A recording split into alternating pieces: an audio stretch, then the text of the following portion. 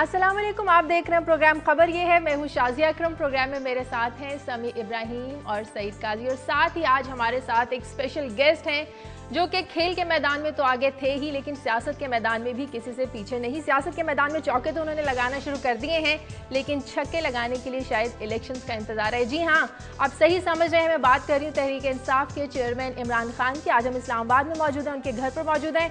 उनसे हल्की फुल्की बात भी करेंगे, सियासत की बात भी करेंगे और कोशिश करेंगे उन तमाम सवालों के जवाब लेने की जो आपके जहनों में है कि आखिरकार तब्दीली और इनकलाब का नारा लगाने वाले किस तरह आपके लिए तब्दीली लेकर आएंगे। अस्सलाम वालेकुम खान साहब, बहुत शुक्रिया आपका। खेल तो आपका जुनून था, हस्पताल आपने किस लिए बनाया ये भी सब जानते हैं। सियासत का टर्निंग पॉइंट क्या था? ये कि एक दिन मैंने फैसला किया कि क्योंकि मेरा जीना मरना पाकिस्तान में, मैंने कभी हालांकि इतना टाइम बाहर गुजारा, कभी मेरे जहन में ये नहीं आया कि पाकिस्तान के बाहर रह सकता हूँ। तो मुझे पता था कि मैंने यहीं रहना है, और मैं पहली पाकिस्तान की जनरेशन हूँ, यानी हम पाकिस्तान के साथ बड़े हुए हैं। सही। पाकिस्तान 5 साल का था जब मैं जब पैदा हुआ। तो ये क्लियर था कि क्योंकि यहाँ रहना है, तो जिस तरफ मुल्क जा रहा था वो वाज़ेह हो गया था। पहले मार्शल लॉ, ज़ियाउल हक के बाद जब पॉलिटिकल सेटअप आया, तो दोनों की जब पार्टीज़ ने एक एक बारी ले ली, तो ये वाज़ेह हो गया कि ये जिस तरफ मुल्क जा रहा है, ये आखिर में जो आज हाल है ये होना था, तब्दीली चाहिए। नहीं, तब भी आपको नजर आ गया था कि हम पॉलिटिक्स तो बिजनेस बन गई है। हाँ। पॉलिटिक्स में लोग खिदमत करने नहीं आ रहे, अपने ज़ाती मफादात और अपनी फैक्ट्रियां और कर्जे माफ़ करवाने और सारे गलत नाजायज़ काम करवाने, अपने थानेदार रखवाने, अपने पटवारी रखवाना। तो मैं तभी इस नतीजे पे आ गया था, क्योंकि देखे ना, मैं 18 साल गर्मियाँ इंग्लैंड में गुजारता था, प्रोफेशनल क्रिकेट खेलता था, और सर्दियाँ पाकिस्तान में। तो मैं देख रहा था पाकिस्तान आहिस्ता आहिस्ता दुनिया आगे जा रही है और पाकिस्तान पीछे जा रहा है। जब हम बड़े हो रहे थे वो पाकिस्तान यानी इससे बहुत बेहतर पाकिस्तान था। हमारी इंटरनेशनल स्टैंडर्ड की यूनिवर्सिटीज़ थी, पाकिस्तान की जो यूनिवर्सिटी की डिग्रीज थी दुनिया में एक्सेप्टेबल थी। बिल्कुल, बिल्कुल। हमारे बाहर से लोग यहाँ पढ़ने आते थे। HSN कॉलेज में बताता हूँ, हमारे साथ मलेशिया के शहजादे पढ़ते थे आके। तो वो यानी ये वो मुल्क था सबसे तेज़ी से तरक्की कर रहा था 60s में। तो एकदम वो देखते देखते हमने देखा कि तबाही की तरफ जा रहा है। तो मैंने सोचा कि मेरी तरह का आदमी जिसको अल्लाह ने इतनी इज्जत दी है, सब कुछ है, किसी की ज़रूरत नहीं है, क्योंकि मुझे पॉलिटिक्स की ज़रूरत नहीं है। अगर मेरी तरह का आदमी इस मुल्क में ये जद्दोजहद नहीं करेगा, इस मुल्क में पॉलिटिक्स में, और चेंज नहीं लेके आएगा, तो फिर हमें ये हक नहीं पहुंचता कि हर रोज़ रात को बैठ के रोएं धोएं, जी मुल्क तबाह हो गया, ये हो गया, वो हो गया, चोरी होगी, करप्शन। क्योंकि हम जिम्मेदार हैं, ये जो मुल्क जिधर जा रहा है हम ये जिम्मेदार हैं। इसलिए मैंने फैसला किया कि पॉलिटिक्स एक ही तरीका है कि इस मुल्क में एक पाकिस्तान को तब्दील करके उस रास्ते पे लेके जाओ जिधर जा रहा था। यही लोग जानना चाहते हैं कि इमरान खान तब्दीली और इनकलाब का नारा लगाते हैं, लेकिन हमें सही प्रोग्राम का नहीं पता। इमरान खान के पास प्रोग्राम क्या है, किस तरह वो पाकिस्तान को तब्दील करेंगे, किस तरह वो एक आम आदमी की जिंदगी को तब्दील करेंगे? असल में शाजिया, प्रोग्राम है ही, पहली दफ़ा एक पार्टी प्रोग्राम लेके आ रही है। देखे ना, डिटेल्ड पॉलिसी पेपर्स तो आज तक कभी किसी पार्टी ने बनाए नहीं है। ये पहली दफ़ा एक पार्टी हर इशू के ऊपर पॉलिसी पेपर्स बना रही है। हमने अपने 4 पॉलिसी पेपर्स दे चुके हैं और सारे इनकलाबी हैं। मसलन बल्दियाती निज़ाम है जो एक इनकलाब ले आएगा इंशाल्लाह। जो ये थाना कचहरी पटवारी वगैरह सियासत है, ये सारी ख़त्म हो जाएगी अगर आप लोगों को गाँव के ऊपर एम्पावर कर दें, यानी उनके हाथ में इक़्तिदार दे दें। फिर जो हमारा माशी निज़ाम, हम अपनी जो इकनॉमिक पॉलिसी लेके आए हैं कि पहली दफ़ा होगा कि बेचारे गरीबों से महंगाई करके टैक्स नहीं लेंगे, पैसे वाले लोगों से टैक्स लेंगे, बढ़ाएंगे नहीं, लेंगे, और गरीबों की ज़िंदगी आसान करेंगे। जो मगरब में क्या है, क्यों है वो वेलफेयर, क्यों फलाई रियासत है, मसलन स्कैंडिनेविया है, ये क्यों फलाई रियासत है, क्यों अपने लोगों की खिदमत करती है? क्योंकि पैसे वाले लोगों से टैक्स लेते हैं और आवाम के लिए तालीम से रोज़गार के लिए पैसा खर्च करते हैं। या उल्टा है, या आदमी आम आवाम से पैसे लेते हैं महंगाई कर करके। अब डीजल देखें किधर पहुंच गया है, ये टैक्स लग रहा है ना। वही डीजल बांग्लादेश में कीमत देख लें, हिंदुस्तान में देख लें और यहाँ देख लें, तो आवाम से पैसा इकट्ठा करते हैं और हुक्मरान याशियां, तो लोग खुद से। इसमें एक चीज़ खान साहब, आपने टर्निंग पॉइंट की वजह भी बताई, पॉलिटिक्स में भी आ गए, लोगों ने आप पर बड़ा यकीन का भी इजहार किया। वो जो 30 अक्टूबर का जलसा था, मैं खुद उसमें था।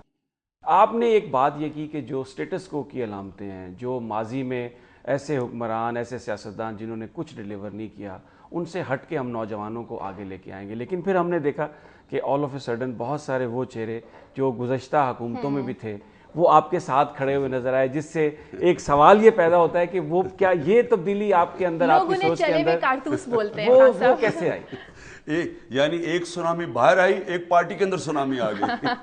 یہ ٹھیک کہتے ہیں آپ کہ ایک دم پارٹی میں پبلک آئی. لیکن دیکھیے پولیٹیکل پارٹی ہے, پارٹی کے اندر آپ یہ نہیں کر سکتے کہ جناب یہ میرے پہلے این او سی لو اور پھر پارٹی میں کوئی بھی آ سکتا ہے.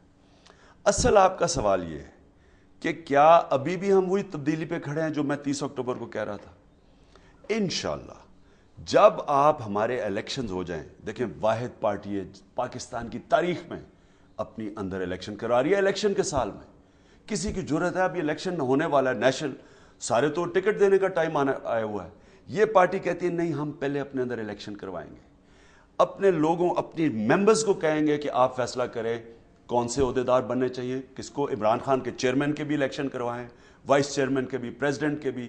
آپ فیصلہ کریں کہ پارٹی کے عہدیدار کون بنیں گے. نہیں یہ باقی پارٹیز کی فیملی پارٹی نہیں بنے گی, یہ ایک ڈیموکریٹک پارٹی. پہلے اپنے سے شروع کر رہے ہیں, اپنی پارٹی کے سارے عہدیداروں کو کہہ رہے ہیں اثاثے ڈکلیئر کرو.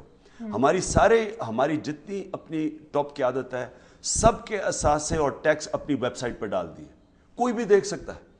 پھر ٹکٹ کی پارٹی کس کو دے گی؟ جس کو الیکٹڈ آپ کی ڈسٹرکٹ آرگنائزیشنز ریکمینڈ کرے گی ان کو ٹکٹ ملیں گے. عمران خان اپنے دوستوں کو نہیں ٹکٹ دے گا, یا عمران خان پارٹی میں چندہ دو اپنی جیب میں پیسے ڈال کے ٹکٹ نہیں دے گا. ٹکٹ ہمارے ڈسٹرکٹ کے جو الیکٹڈ آفس بیئرز ہیں وہ فیصلہ کریں گے. یہ ہے انقلاب, یہ تبدیلی ہے. تو آپ لوگ کہتے ہیں کہ جی لوگ آئیں, جو مرضی آئیں, اور کہیں جا بھی رہے ہیں اور کہیں جائیں گے بھی, لیکن پارٹی اپنے نظریے سے نہیں ہٹے گی. خان صاحب جو دنیا میں تبدیلیاں آ رہی ہیں, بڑی جو پاپولسٹ لیڈرز ایمرج کر رہے ہیں, اس میں لیٹن امریکہ بڑا آگے ہے, جس میں ہوگو شیوز ہے, ایوو موریلس ہے. انہوں نے ایکسپروپریٹ کی ہیں, مثلا پی ڈی وی ایس سے اس نے ایکسپروپریٹ کر لی شیوز نے, اور پھر عوام کے لیے 19 لاکھ مکان جو وہ بنا رہے ہیں. میرا آپ سے سوال یہ ہے کہ $500 بلین ہمارا چوری کیے ہوا باہر پڑا ہوا ہے, تو اور یہ جن خانوادوں کا آپ ذکر کر رہے ہیں کہ جو تھرائیو کیا, آپ ایکسپروپریٹ کریں گے ان کی ویلتھ اگر ثابت ہو جاتا ہے کہ یہ انلیگل ہے؟ دیکھیں جی میں تو ابھی سے سوچ رہا ہوں کہ انشاءاللہ جب ہم جیتیں گے اور ہم پہلا قدم کیا اٹھائیں گے. پہلا قدم ہم امریکہ سے بات کریں گے. ہم امریکہ کو کہیں گے دیکھیں جی آپ امن میں تو ہم آپ کے دوست ہیں, جنگ میں آپ کے دوست نہیں ہیں, پہلے تو اس کی جنگ سے نکلیں گے. دوسری چیز یہ کہیں گے کہ آپ کی جنگ میں یہاں 40,000 لوگ اور ہر روز مر رہے ہیں, 40,000 قربانیاں دی ہیں, $70 ارب کا نقصان ہو چکا ہے, ہمارے پتہ نہیں کتنے 20-30 لاکھ لوگ بے گھر ہو چکے ہیں, نقل مکانی کر بیٹھے ہیں, ملک کی معیشت تباہ ہو بیٹھی ہے, ٹورزم ختم ہو گئی ہے پاکستان میں. ہم آپ سے پیسے نہیں مانگیں گے اس کی, ہم کمپنسیشن نہیں مانگیں گے, ہم صرف آپ سے ایک چیز مانگیں گے کہ جو پاکستانیوں کا چوری کا پیسہ باہر پڑا ہے آپ ہماری مدد کریں اس کو واپس لانے میں. جس طرح کوئی بھی منشیات کا پیسہ باہر پڑا ہو تو فوری طور پہ سارے اکاؤنٹس کھل جاتے ہیں. آپ ڈرگز کے اوپر کوئی بینک, آپ صرف انکوائری شروع کرتے ہیں بینک فریز کر دیتا ہے. اور دوسرا کہ کوئی بھی ٹیررزم, دہشت گردی کے نام پہ کوئی پیسہ ہو ایک دم بینک اکاؤنٹ فریز کر دیتے ہیں. ہم تیسری ایڈ کروائیں گے کہ کرپشن کا جو تیسری دنیا کا پیسہ ہے یہ زیادہ لوگ مار رہا ہے, اس سے زیادہ لوگ مر رہے ہیں. اس ملک میں 5 لاکھ بچہ مرتا ہے گندے پانی پینے کی بیماریوں سے. ہم ان کو صاف پانی نہیں دے سکتے کیونکہ ہمارا سارا پیسہ چوری کر کے انہوں نے باہر محلات اور بینکوں میں ڈال دیا. تو ہم ان سے صرف یہ کہیں گے, ہم بھیک نہیں مانگیں گے, ہم اپنا جو جائز پاکستان کی جو ہمارا مطالبہ ہے ہم وہ مانگیں گے ان سے. اور یہ پہلی چیز ہم کریں گے. یاد رکھیں یہ ہو چکا ہے, 2010 میں قانون بن چکا ہے. ایک دفعہ ملک میں ایک دفعہ آپ کی کرپشن کے اوپر آپ ایک دفعہ انکوائری شروع کر دیں, ان کے سارے اکاؤنٹس فریز ہو جاتے ہیں. اسی کے ساتھ مجھے بریک لینی ہے. بریک کے بعد واپس آئیں گے تو خان صاحب سے پوچھیں گے اس وقت ملک کا سب سے بڑا مسئلہ انرجی کرائسس ہے, وہ دور کرنے کے لیے خان صاحب کے پاس کیا پلان ہے. ایک بریک کے بعد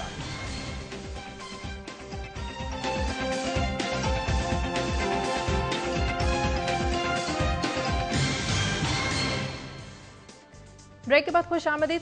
خان صاحب اس وقت ملک کا سب سے بڑا مسئلہ بجلی کا بحران ہے, توانائی کا بحران ہے. آپ کے پاس ایسا کیا پلان ہے اگر آپ اقتدار میں آتے ہیں, بجلی کا بحران ختم ہو جائے, ہماری ٹیکسٹائل انڈسٹری ڈوب گئی ہے, ہماری معیشت ڈوب گئی ہے, اس کو ٹھیک کرنے کے لیے آپ کے پاس کوئی پلان؟ دیکھیں جی سمپل ہے. آپ کی جو انسٹالڈ کیپیسٹی ہے اس وقت پاکستان میں ہماری وہ ہے کوئی 22,000 میگا واٹ. اس وقت چلیں اس میں سے یہ کہہ دیں کہ کئی پرانے ہو گیا سسٹم چلیں گے تو 18-19 ہزار تو ہے.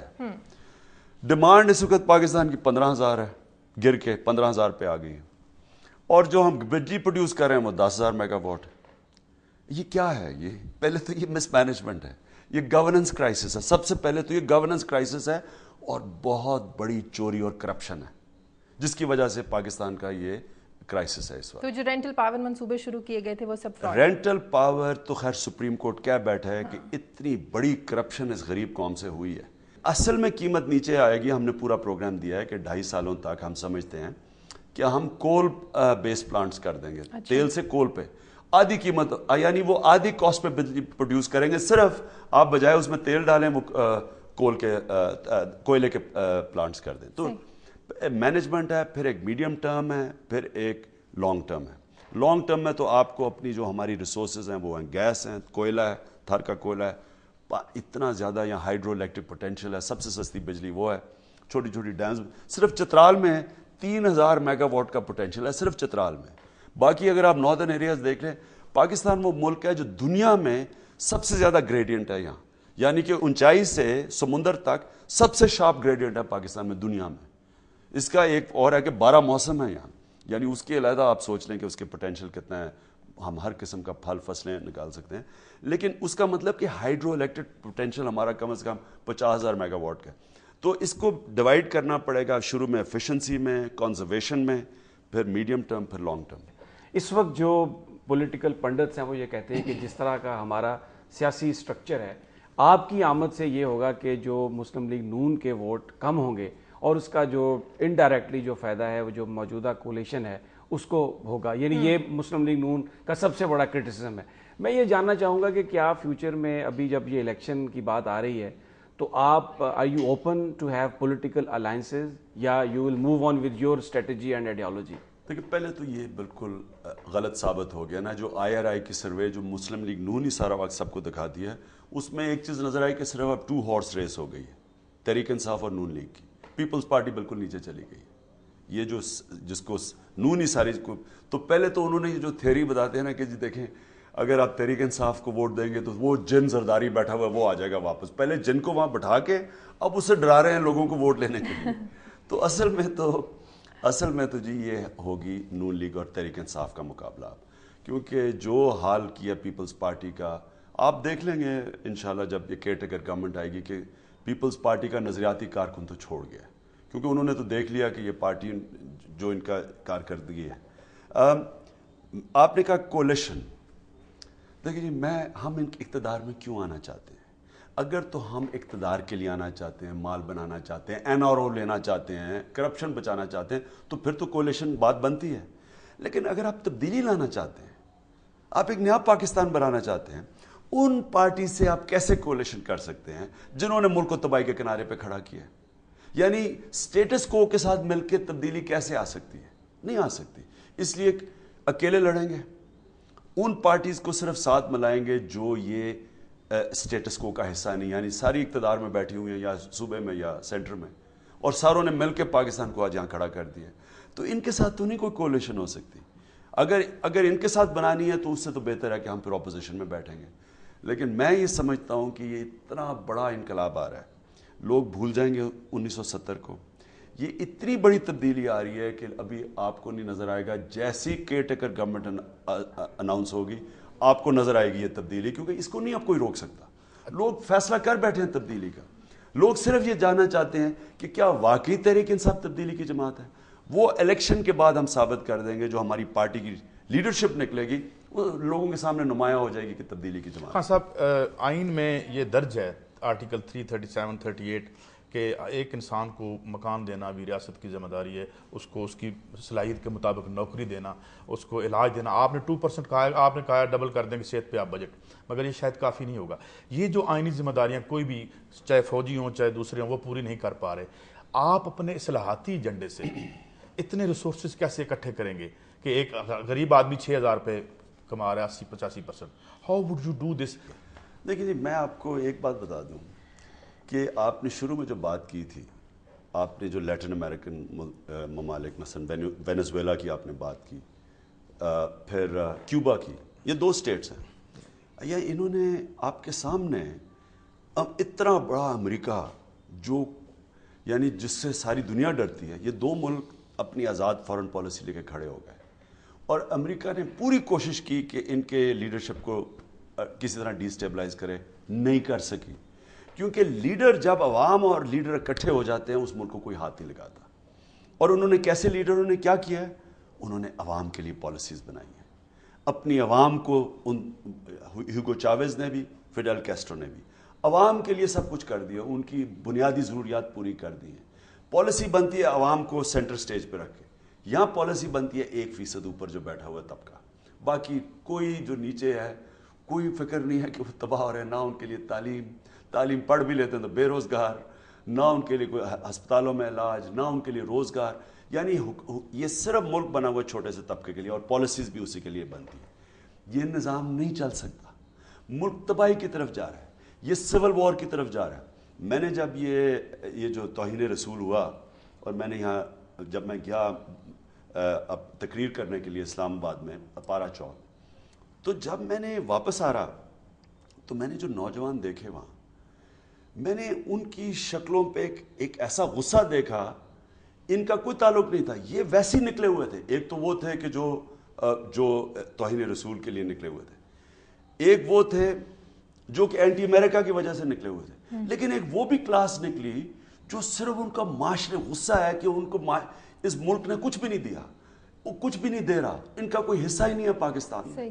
یہ اگر اسی طرح چلتا رہا، میں آپ کو یہاں بتاؤں کہ امیر آدمی یہاں گھروں میں اتنے بڑے قلعے بنائے گا جس طرح صدر زرداری اپنے قلعوں میں رہتا ہے، امیر لوگ بھی قلعوں میں رہیں گے. کیونکہ ایسی یہاں اب جب لوگ گزارا ہی نہ کر سکے تنخواہوں پہ، اتنی مہنگائی آپ کر دیں کہ لوگوں کی بیچاروں کی تنخواہیں ہفتے میں ختم ہو جائیں، وہ کیا ہوگا اس ملک میں؟ ہاں صاحب، ضمناً ایک بات، پاکستان میں واحد وزیر خزانہ تھے ذوالفقار علی بھٹو کے مباشرتاً جو ہم نے انڈیجنسلی لگائے تھے، ورنہ ہمیں باہر سے ہی ملتے ہیں. آپ کیا کریں گے؟ آپ امریکہ کو رجسٹ کریں گے، IMF ورلڈ بینک کو رجسٹ کریں گے کہ بھئی آپ کی مرضی کا وزیر خزانہ ہوگا if you become the prime minister؟ Imran Khan نے کبھی کسی کی نہ نوکری کی ہے، نہ غلامی کی ہے، اور نہ کر سکتا ہے. یہ جو ہے میں اچھا ایک وجہ میں آپ کو یہ بتاؤں، ایک وجہ میرے سیاست میں آنے میں یہ تھی، میرے ماں باپ، مجھے یاد ہے ہم چھوٹا سا میں تھا، اتنے خوش ہوتے تھے کہ تمہیں نہیں پتا تم آزاد ملک میں پیدا ہوئے. میرے ماں باپ غلام ہندوستان میں پیدا ہوئے تھے، ہمیں بچپن سے بتاتے تھے. اور ہم نے آہستہ آہستہ دیکھا اپنے ملک کو، ایک کوئی وہاں سے باہر سے کوئی گورا آ جاتا ہے، پیروں میں پڑے ہوئے ہوتے ہیں، وزیر ایسے کھڑے ہوتے ہیں سامنے. مجھے یہ جو شرمندگی ہوتی تھی ان کو دیکھ کے، اور باہر جاتے تھے لائنوں میں، جی پیسے مانگنے جا رہے ہیں، کوئی اچھا جی وزیر اعظم باہر جا رہا ہے، کامیاب دورہ سے واپس آئے، کیا جی بھیک مانگ کے آ گئے ہیں واپس. یہ جو بے شرمی کی زندگی ہے. دیکھیں بات قومی غیرت بہت بڑی چیز ہوتی ہے، انسانوں میں فرق ہی غیرت کرتی ہے. میں غیرت کی وجہ سے وہ کام نہیں کروں گا جو ایک بے غیرت آدمی کرے گا. میں قومی غیرت کی وجہ سے میں بھیک نہیں مانگوں گا. ہم اپنے خرچے کم کر دیں گے لیکن ہم اپنے پیسے اکٹھا کریں گے. امریکہ سے تعلقات کیسے آپ لے کر چلیں گے؟ ذرا سی ہم ان سے دو ٹک ہمارے سیاستدان بات کرتے ہیں، ہماری امداد بند ہو جاتی ہے، ہمیں دھمکیاں آنے لگتی ہیں، آپ کیسے ان تعلقات کو لے کر چلیں گے؟ ہم کیوں امداد لے رہے ہیں؟ یہی تو سوال ہے. آپ مجھے بتائیں نا شازیہ، ہم سب ہیں، جس وقت آپ کسی آدمی سے بھیک مانگیں گے وہ آپ کے اوپر ترس تو کھا جائے گا لیکن آپ اس کی نظر میں گر جائیں گے. کوئی بھیک مانگنے والے کی عزت نہیں کرتا. ہم کیوں اپنے آپ کو بے عزت کرتے ہیں؟ امریکہ سے آپ دوستی، میں نہیں کہہ رہا لڑائی کریں، لیکن آپ ان کے اوپر کیوں، آپ ان کو اپنے اوپر آپ جب ان سے پیسے مانگتے ہیں، ان سے قرضے لیتے ہیں، پھر آپ ان کو ان کی غلامی کرنی پڑتی ہے، پھر ان کی جنگ لڑنی پڑتی ہے، پھر اپنے لوگ مروانے پڑتے ہیں. اس کے لیے آپ کو اپنی معیشت کو اتنا اسٹرانگ کرنا ہوگا کہ ہمیں قرضوں کی ضرورت نہ پڑے، ہمیں امداد کی ضرورت نہ پڑے. جو شازیہ اس ملک کو بچائے گا وہ سب سے پہلے اس پاکستانی قوم سے ٹیکس اکٹھا کرے گا، بڑھا کے نہیں، لوگوں کو اعتماد لے کے انسپائر کر کے پیسہ اکٹھا کرے گا اور کرپشن ختم کرے گا. کیونکہ کرپشن کے اوپر آپ قابو پا لیں آپ خود کفیل ہو جاتے ہیں. وزیر اعظم بننے کے بعد عمران خان کی پہلی ترجیح کیا ہوگی؟ پہلے تو یہ جو گورنر ہاؤسز کی دیواریں ہیں نا، یہ میں نے توڑوانی ہے. اچھا، یہ انگریزوں کے غلامی کے سمبل ہیں. آپ سوچیں، ایک طرف لوگ بھوکے مار رہے ہیں، ایک طرف ایک گورنر ہاؤس اتنے بڑے کے اندر ایک آدمی بادشاہ کی طرح رہ رہا ہے. یہ کیا بات، یہ کوئی عقل بنتی ہے؟ گراؤنڈ ہے نہیں بچوں کے لیے، کھیلنے کے لیے کوئی جگہ نہیں ہے، کوئی سیر تفریح کے لیے جگہ ہی نہیں ہے، اور وہ ایک بادشاہ سلامت اتنے بڑے گورنر ہاؤس میں رہ رہے ہیں.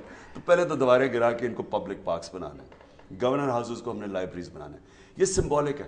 آپ نے ایک طرف عوام کو اور نوجوانوں کے لیے کوئی کھیلنے کی جگہ نہیں ہے, ایک تو وہ دینی ہے سمبولک. دوسرا یہ ہے کہ آپ نے تعلیم کو اس ملک میں ایک ایمرجنسی کہنا ہے کہ ہم نے اپنے آپ کو تعلیم دینی ہے, اس لیے ان کو ایجوکیشنل یا لائبریری ہو, ایجوکیشنل انسٹیٹیوٹس بنے. اچھی پرانی بلڈنگز ہیں, ان کو نہ گرایا جائے, لیکن میں ایک آدمی نہیں بیٹھے گا, یہ قوم کی ملکیت بن جائیں گے. اچھا خان صاحب آپ کریں گے ہم بھی کر سکتے ہیں, زرعی اصلاحات کریں گے آپ کا پروگرام تو میں نے دیکھا تھا, مگر اس میں بڑے تھوڑے پیسے, آپ ایک گاؤں کو 1 کروڑ کا کوئی بات تھی, اس کے بعد شاید ابھی کچھ آیا نہیں نیا.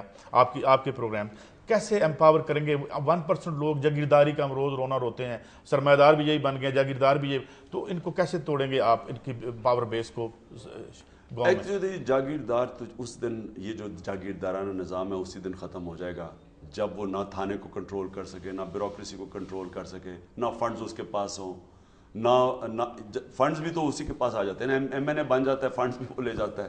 تو جب یہ سیدھے آپ ڈائریکٹلی گاؤں کے لیول کے لوگوں کو امپاور کر دیں گے, وہی اپنا تھانے کے اوپر گاؤں کے لوگوں کی کمیٹی اس کو اوورسی کرے, ڈائریکٹ فنڈز آپ کے گاؤں میں جائیں, اب وہ اسکول اپنے خود چلائیں, اپنے بیسک ہیلتھ یونٹ ان کے نیچے آ جائیں, ڈیولپمنٹ فنڈ آپ ڈائریکٹلی ان کو دے دیں.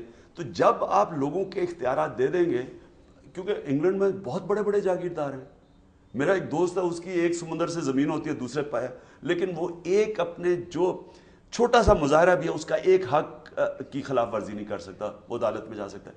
تو امپاور کیا ہوا لوگوں کو, زمین اگر ہے بھی تو لوگ, پاکستان میں لینڈ ریفارم ہونی چاہیے نہیں, اس کی ہماری ڈبیٹ ابھی پارٹی کے اندر چل رہی ہے کہ اس کا, کیونکہ اس کے فائدے کیا, نقصانات کیا ہے. لیکن یہ کہ آپ جاگیردارانہ نظام توڑنا ہے, جو یہ فیوڈل سسٹم ہے, فیوڈل مائنڈ سیٹ ہے, اس کے لیے تو جب آپ بلدیاتی نظام کو ٹھیک کریں گے وہ ٹوٹ جائے گا. اچھا, ایک یہ تو بڑی میرے ساتھی سیاست کی باتیں کر رہے ہیں, بڑی ایک زبردست آپ نے اپنا پلان بھی بتایا, لیکن آپ ایک والد بھی ہیں, ایک فیملی ہے آپ کی پوری, تو اتنا آپ سیاست میں بزی ہیں, تو کچھ ہمیں بتائیں گے کہ یہ فیملی کو کس طرح ٹائم دے پاتے ہیں؟ کچھ بتائیے, کیا چیز آپ پسند کرتے ہیں, کون سی چیز آپ کو بہت زیادہ بادر کرتی ہے؟ جو میرا سب سے بہترین ٹائم ہوتا ہے نا, وہ جب میرے بیٹے آتے ہیں میرے ساتھ, چھٹیاں جب گزارتے ہیں. کیا زیادہ تر کیا کرتے ہیں آپ جب وہ یہاں پر ہوتے ہیں تو؟ کچھ بھی, یعنی بچے جب ساتھ ہوتے ہیں, کھیلتا بھی ہوں میں, صرف بولنگ ان کو تب کرتا ہوں جب وہ میرے بچے آتے ہیں, کرکٹ کا بھی ان کو شوق ہے. پھر بچوں کے ساتھ انٹریکشن, بات, ہم ویڈیوز اکٹھے دیکھتے ہیں, فلمز دیکھتے ہیں, تو میرا تفریح صرف میرے بچوں کے ساتھ ہوتی ہے. لیکن بدقسمتی یہ ہے کہ وہ آتے چھٹیوں میں صرف ہیں. جب وہ یہاں پر آتے ہیں, ظاہر ہے وہ انگلینڈ میں رہ رہے ہیں, تو یہاں پر جو نارملی گھروں میں فوڈ بنتا ہے وہ تھوڑا مختلف ہے جو فوڈ برطانیہ میں بنتا ہے, تو کس طرح سے وہ, کیا آپ نے ارینجمنٹ کیا ہوا ہے, کس طرح کا کھانا انہیں پسند ہے, آپ کو پسند ہے, کیا کیسے مینیج کرتے ہیں؟ نہیں, اصل میں شروع میں تو یہاں بڑے ہوئے تھے نا, وہ تو بدقسمتی سے طلاق کے بعد وہ چلے گئے وہاں, تو یہاں بڑے تو یہاں ہوئے تھے, تو وہ تو عادی ہیں, تو ان کے پھر ان کے میرے بہن کے بچے سارے آ جاتے ہیں, پھر وہ سارے سب یہاں, سارا میرا گھر بھر جاتا ہے, پھر تو وہ بھی انجوائے کرتے ہیں, میں بھی انجوائے کرتا ہوں. اصل میں میری چھٹی صرف وہ ہوتی ہے. چلیں بریک لیتے ہیں, بریک کے بعد آ کر پوچھتے ہیں کہ خان صاحب نے آخری بار آخری فلم کون سی دیکھی تھی. ایک بریک کے بعد.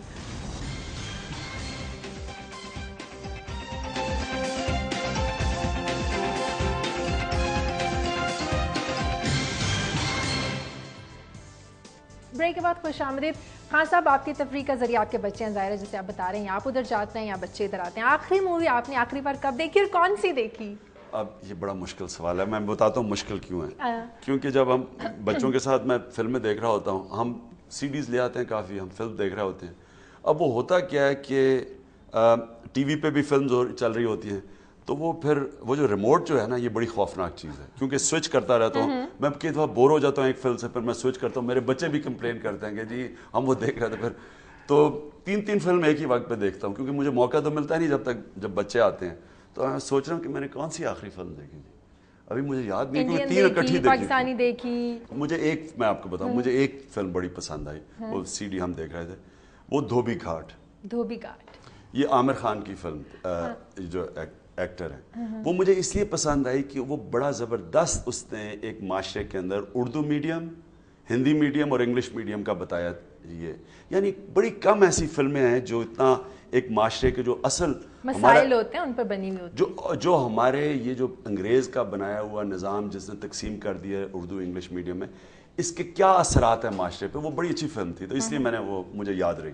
سو واٹ سیڈنز یو، کیا چیز آپ کو اداس کرتی ہے؟ مشکل ہے کہنا. ظلم اصل میں یہ جو ہو رہا ہے نا، میں ایک تو مجھے یہ ملالہ کا کیس مجھے بڑا افسوس ہوا، باپ ہوتے ہوئے، میں باپ ہوں، ایک دم آدمی اپنے بچوں کا سوچتا ہے.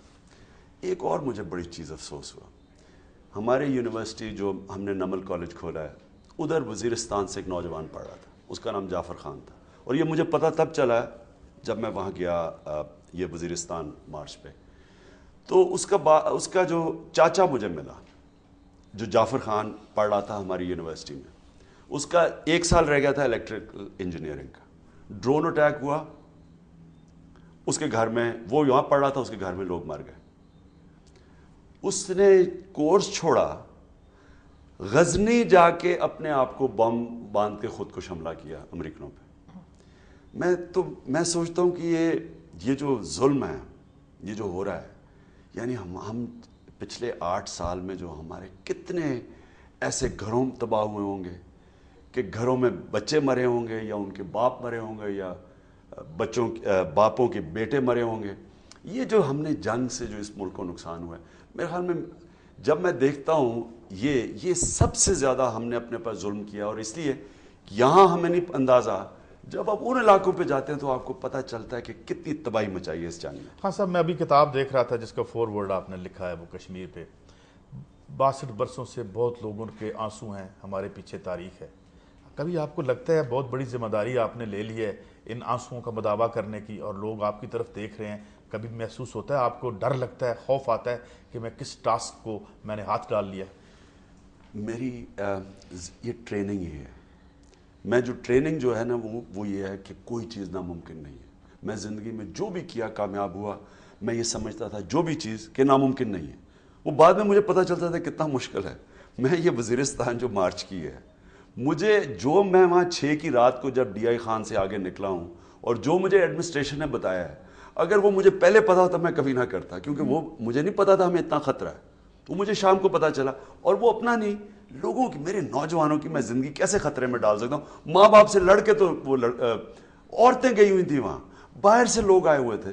تو اس لیے، لیکن جب میں سوچا تو میں سمجھا، میں نے اس وقت مجھے نہیں پتا تھا، اس طرح ہسپتال بنانے کو نکلا تو مجھے نہیں پتا تھا کتنا مشکل ہوگا. 70 کروڑ میں جو ہاسپٹل بنا، سال کا خسارہ 200 کروڑ روپے ہے اس کا غریبوں کے علاج کا، سال کا 70 میں بنا. تو اگر مجھے تب پتا ہوتا شاید میں ڈرتا. تو میں یہ سمجھتا ہوں کہ جو بھی ہو، یہ میری کرکٹ کی ٹریننگ ہے کہ میں اس کا مقابلہ کر سکتا ہوں. اس لیے مجھے خوف کسی چیز سے نہیں ہے. میں سمجھتا ہوں کہ میری ایک ٹریننگ اللہ نے کرائی ہے. یہ جو آگے چیلنج ہے، میں اس کے لیے تیار ہوں. ایک آخری مجھے بات تشنا رہ جائے گی. بھٹو صاحب نے فرمایا تھا اپنی کتاب میں آخری میں کہ میں ایک وایا میڈیا ڈھونڈتا رہا ہیوز اینڈ ہیو ناٹس کے درمیان، اور میں کچلا گیا. ایک دی اونلی میننگ فل میرے نظر میں جو انہوں نے کہا تھا.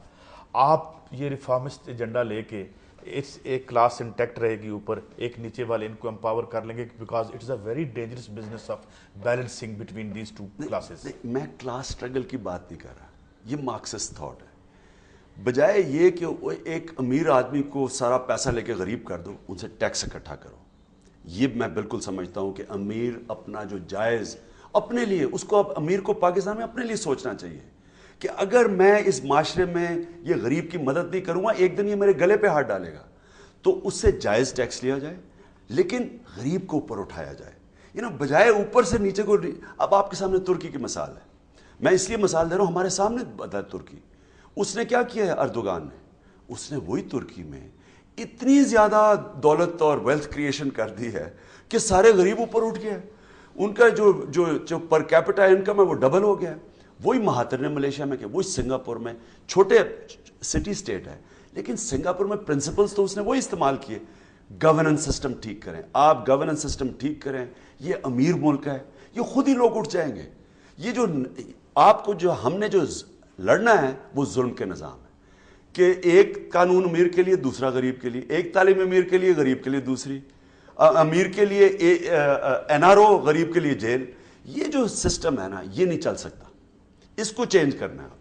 آپ نے ابھی اپنی گفتگو میں ذکر کیا ملالے کا اور کہا کہ آپ کو اس کا بھی بڑا افسوس ہے. پھر آپ نے ایک بڑی دردناک سٹوری وزیرستان کی سنائی.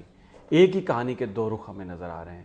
ملالہ بھی کچھ ایسے لوگوں کا کہ ظلم کا شکار ہوئی جو غالباً یہاں پر ایک ایسی سوچ کی نمائندگی کرتے ہیں جس کو ہم سب ریجیکٹ کرتے ہیں. یہ بتائیے کہ اس مسئلے میں اگر جیسے آپ کہتے ہیں کہ گفتگو ہونی چاہیے, نیگوسیشن ہونی چاہیے, جو لوگ گولیاں مار رہے ہیں ان کے ساتھ بھی آپ سمجھتے ہیں نیگوسیشنز کے ساتھ آپ معاملے کو درست کر سکتے ہیں؟ میں جی انگلینڈ میں اسٹوڈنٹ گیا تھا آکسفورڈ میں پڑھنے, تو IRA ایک دہشت گرد گروپ تھا. وہ برطانیہ میں دھماکے شروع کر دیے انہوں نے, بے قصور لوگ مرنے شروع ہو گئے. آئرلینڈ میں دھماکے, ہر روز آپ اخبار اٹھاتے تھے اور سارے شروع ہو گئے غصے میں. جب بچے مرتے تھے سارے شور مچاتے تھے ان کو مارو, وہ ان کو مارتے تھے, وہ مرتے تھے, وہ اور زیادہ دھماکے شروع کر دیتے تھے. اور برطانیہ گورنمنٹ کہتی تھی کہ ہم نے ان سے بات نہیں کرنے, پہلے اپنے ہتھیار پھینکو. لوگ کہتے تھے جی دہشت گردوں سے بات نہیں کرنی. آخر میں انہی لوگوں سے بات چیت ہوئی, ایک ڈائلاگ ہوا اور ایک پھر گڈ فرائیڈے اگریمنٹ ہوئی.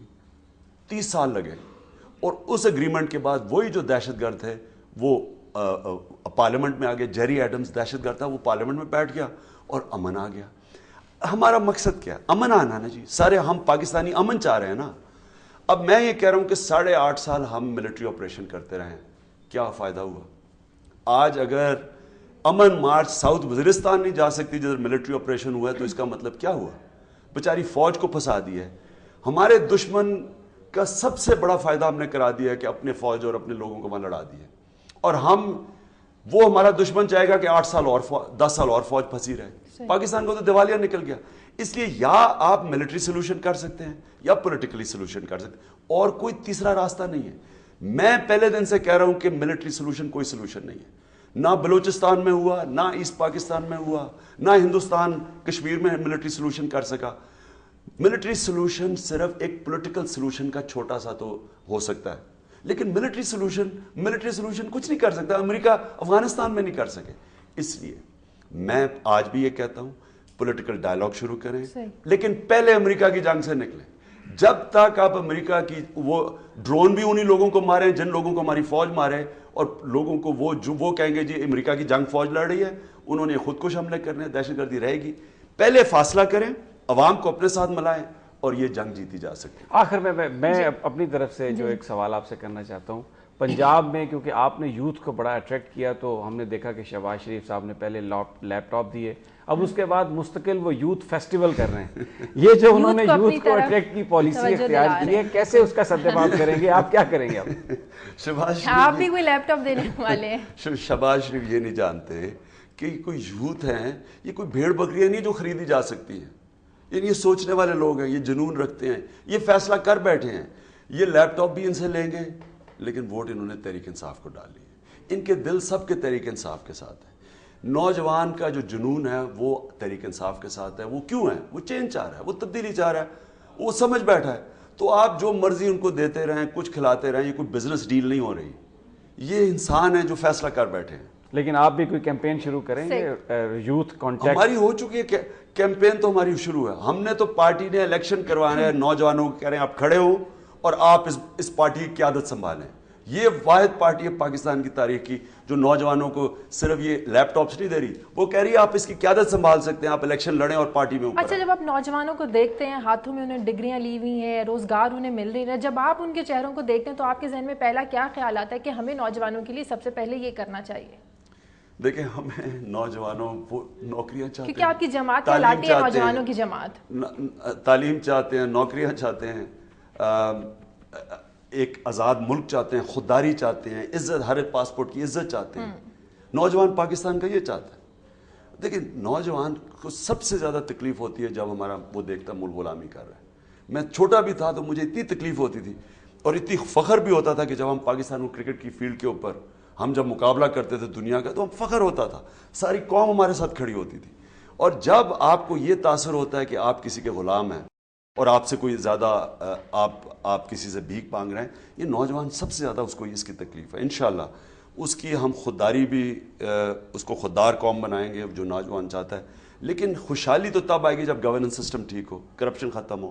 خوشحالی آ گئی تو نوجوانوں کو یہاں نوکریاں ملیں گی, اور انشاءاللہ ایک دن آئے گا, میں اللہ سے دعا کرتا ہوں کہ باہر سے یہاں لوگ نوکریاں ڈھونڈنے آئیں. اچھا خان صاحب, آخری بات میں کرنا چاہتا ہوں, کرکٹ کی بھی بات کروں. رچی بینو کو میں سن رہا تھا کہ آپ نے ان شوٹر انوینٹ کیا تھا, آپ پہلے آدمی, اور پھر کرکٹ کی فاسٹ بالنگ کی ایک کمپلیکشن یا ایک تاریخ بدل گئی. اس پہ کیا کمنٹ کریں گے؟ اس میں آپ کا کتنا کردار تھا, وہ جو ہم دیکھی, ہم نے بھی جوانی میں دیکھا آپ کو. وہ میں خود ہی کرکٹ کے دن بھول چکا ہوں, اتنی دیر ہو گئی اب کرکٹ چھوڑے ہوئے. لیکن میں ایک چیز ہے وہ چھوڑ, میں اصل میں مجھے بڑی تکلیف ہوتی ہے. میرے بیٹے بھی, وہ دونوں حالانکہ وہ رہتے انگلینڈ میں ہیں, پاکستان کے ساتھ ان کے دل دھڑکتے ہیں, وہ بیچارے وہ اتنے مایوس ہوتے ہیں جب پاکستانی ٹیم برا کرتی ہے, اور مجھے بھی ہوتا ہے لوگوں کو دیکھ کے. میں آپ کو یہ یقین دلاتا ہوں کہ جو سسٹم میں بنانے لگا ہوں اسپورٹس کا, انشاءاللہ وہ میں خود بنا رہا ہوں. جو ہم سسٹم دیں گے یہاں, اتنا ٹیلنٹ ہے اس ملک میں, پاکستان کو کوئی نہیں ہرا سکے گا.